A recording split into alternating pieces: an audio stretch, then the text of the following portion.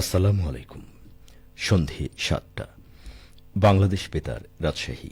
স্থানীয় সংবাদ পড়ছি মাসুম আখতারুজ্জামান অনিক।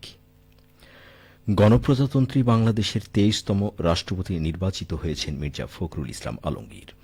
মোট ৩৪৯টি ভোটের মধ্যে তিনি ২৫৫ ভোট পেয়ে রাষ্ট্রপতি নির্বাচিত হয়েছেন। ভোট পড়েছে মোট ৩৪৩টি। রাজশাহী বিশ্ববিদ্যালয়ের প্রকৌশল অনুষদ ও জাপানের ইয়ামাগাতা বিশ্ববিদ্যালয়ের প্রকৌশল অনুষদের মধ্যে একটি সমঝোতা স্মারক ও শিক্ষার্থী বিনিময় চুক্তি স্বাক্ষরিত হয়েছে। আজ রাবি প্রকৌশল অনুষদের অধিকর্তার দায়িত্বে নিয়োজিত উপাচার্য শিক্ষা প্রফেসর মামুনুর রশিদ ও ইয়ামাগাতা বিশ্ববিদ্যালয়ের প্রকৌশল অনুষদের অধিকর্তা প্রফেসর ইয়োশিমুনে নোনোমুরা সমঝোতা স্মারক ও চুক্তিপত্রে স্বাক্ষর করেন। স্বাক্ষরিত সমঝোতা স্মারক ও চুক্তির আওতায় দুই বিশ্ববিদ্যালয়ের মধ্যে প্রতি বছর ৫ জন করে শিক্ষার্থী বিনিময়, শিক্ষক ও গবেষক বিনিময়, যৌথ গবেষণা ও প্রকাশনা, একাডেমিক তথ্য বিনিময় এবং শিক্ষা গবেষণা ভিত্তিক যৌথ উদ্যোগ বাস্তবায়নের সুযোগ সৃষ্টি হবে। শিক্ষার্থী বিনিময় চুক্তির মাধ্যমে অংশগ্রহণকারী শিক্ষার্থীরা ইয়ামাগাতা বিশ্ববিদ্যালয়ের এক সেমিস্টার থেকে এক শিক্ষাবর্ষ পর্যন্ত অধ্যয়নের সুযোগ পাবে এবং হোস্ট বিশ্ববিদ্যালয়ে টিউশন ফি মওকুফ সুবিধা প্রযোজ্য হবে। রাজশাহীতে শিশুর প্রতি সহিংসতা প্রতিরোধে ধর্মীয় নেতাদের এগিয়ে আসার আহ্বান জানানো হয়েছে। আজ সকালে ইসলামিক ফাউন্ডেশনের সম্মেলন কক্ষে শিশুর প্রতি সহিংসতা প্রতিরোধ ও শিশু সুরক্ষা বিষয়ক কর্মশালা অনুষ্ঠিত হয়। ওয়ার্ল্ড ভিশন বাংলাদেশ রাজশাহী শহর এরিয়া ডেভেলপমেন্ট প্রোগ্রামের আয়োজনে কর্মশালায় বিভিন্ন ধর্মীয় প্রতিষ্ঠানের নেতারা অংশ নেন। প্রধান অতিথি ছিলেন ইসলামিক ফাউন্ডেশন রাজশাহী বিভাগীয় কার্যালয়ের পরিচালক মোহাম্মদ ইমামুল ইসলাম। বক্তারা বলেন, শিশুর প্রতি নির্যাতন, অবহেলা ও সহিংসতা প্রতিরোধে ধর্মীয় মূল্যবোধ ও সামাজিক সচেতনতা বাড়াতে হবে। মসজিদ, মন্দির ও গির্জার মাধ্যমে শিশু সুরক্ষার বার্তা মানুষের কাছে পৌঁছে দিতে ধর্মীয় নেতারা গুরুত্বপূর্ণ ভূমিকা রাখতে পারেন। বিএসটিআইয়ের উদ্যোগে রাজশাহী নগরীতে ভ্রাম্যমাণ আদালতের অভিযান চালিয়ে দুটি কসমেটিক্সের দোকানকে ১ লক্ষ টাকা জরিমানা করা হয়েছে।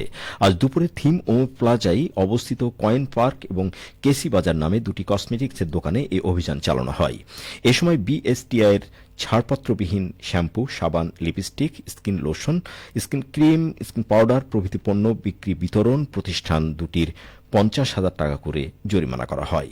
অভিযানের নেতৃত্ব দেন নির্বাহী ম্যাজিস্ট্রেট ও সহকারী কমিশনার ভূমি রাহাতুল করিম মিজান। প্রসিকিউটর হিসেবে দায়িত্ব পালন করেন বিএসটিআইয়ের রাজশাহী বিভাগীয় অফিসের সার্টিফিকেশন মার্কস উইন কর্মকর্তা প্রকৌশলী জুনায়েদ আহমেদ। এ সময় রাজশাহী মেট্রোপলিটন পুলিশের সদস্যবৃন্দ উপস্থিত ছিলেন। জনস্বার্থে ভেজাল ও নকল প্রতিরোধ এবং গুণগত মানসম্পন্ন পণ্য সামগ্রীর সরবরাহ নিশ্চিতকল্পে বিএসটিআই রাজশাহীর এ ধরনের অভিযান নিয়মিতভাবে অব্যাহত থাকবে। রাজশাহী দুর্গাপুরে মাদকদ্রব্য নিয়ন্ত্রণ অধিদপ্তরের বিশেষ অভিযানে ২ মাদকসেবী ও ১ মাদক কারবারিকে গ্রেপ্তার করা হয়েছে।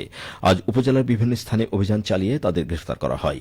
পরে উপজেলা নির্বাহী অফিসার ও নির্বাহী ম্যাজিস্ট্রেট উম্মে হাবিবা ফারজানার ভ্রাম্যমাণ আদালতে হাজির করা হলে তিনি গ্রেপ্তার ২ মাদকসেবীকে বিভিন্ন মেয়াদে বিনাশ্রম কারাদণ্ড ও অর্থদণ্ডের আদেশ দেন। এদের মধ্যে একজনকে ৩ মাস ও অপরজনকে ১ মাসের কারাদণ্ড প্রদান করা হয়। মাদকদ্রব্য নিয়ন্ত্রণ অধিদপ্তরের রাজশাহী জেলার সার্কেলের পরিদর্শক হেলাল উদ্দিন বলেন, মাদক বিরোধী বিশেষ অভিযানে একজনের বিরুদ্ধে মাদকসহ থানায় নিয়মিত মামলা রুজু করা হয়েছে। এছাড়া ২ মাদকসেবীর ভ্রাম্যমাণ আদালতের মাধ্যমে কারাদণ্ড দেওয়া হয়েছে। আইনি প্রক্রিয়া শেষে তাদের কারাগারে পাঠানো হয়েছে। জনস্বার্থে এ ধরনের অভিযান অব্যাহত থাকবে। নতুন কুড়ি স্পোর্টস ২০২৬ সিজন ১ প্রতিযোগিতার রাজশাহী জেলার কৃতী খেলোয়াড়দের সম্বর্ধনা দেওয়া হয়েছে। আজ রাজশাহীর মুক্তিযুদ্ধ স্মৃতি স্টেডিয়ামে সংবর্ধনা অনুষ্ঠানের আয়োজন করা হয়। জেলা প্রশাসন ও জেলা ক্রীড়া সংস্থা রাজশাহী যৌথভাবে অনুষ্ঠানের আয়োজন করে। অনুষ্ঠানে নতুন কুড়ি স্পোর্টস প্রতিযোগিতায় সাফল্য অর্জনকারী রাজশাহীর খেলোয়াড়দের সম্মাননা প্রদান করা হয়। আয়োজকরা বলেন, তৃণমূল পর্যায় থেকে প্রতিভাবান শিশু কিশোরদের খুঁজে বের করে তাদের দক্ষ ক্রীড়াবিদ হিসেবে গড়ে তুলতেই নতুন কুড়ি স্পোর্টসের আয়োজন করা হচ্ছে। উল্লেখ্য, নতুন কুড়ি স্পোর্টস কর্মসূচির মাধ্যমে ইউনিয়ন ও সিটি কর্পোরেশনের ওয়ার্ড পর্যায় থেকেই প্রতিভা অন্বেষণ করে উপজেলা, জেলা ও আঞ্চলিক পর্যায়ে খেলোয়াড় বাছাই করা হচ্ছে। আয়োজকরা আশা প্রকাশ করেন, এই কর্মসূচির মাধ্যমে রাজশাহী সহ সারা দেশ থেকে নতুন প্রজন্মের প্রতিভাবান খেলোয়াড় উঠে আসবে এবং ভবিষ্যতে জাতীয় ও আন্তর্জাতিক পর্যায়ে তারা দেশের প্রতিনিধিত্ব করবে। সবশেষে আবহাওয়া। আজ রাজশাহীতে সর্বোচ্চ তাপমাত্রা ছিল ৩৪.৫ ডিগ্রি এবং সর্বনিম্ন ২৬.৫ ডিগ্রি সেলসিয়াস। সন্ধ্যে ৬টায় বাতাসে আপেক্ষিক আর্দ্রতার পরিমাণ ছিল ৭৭%। রাজশাহী পার্শ্ববর্তী এলাকায় আগামীকাল সূর্যোদয় ভোর ৫টা ৪১ মিনিটে।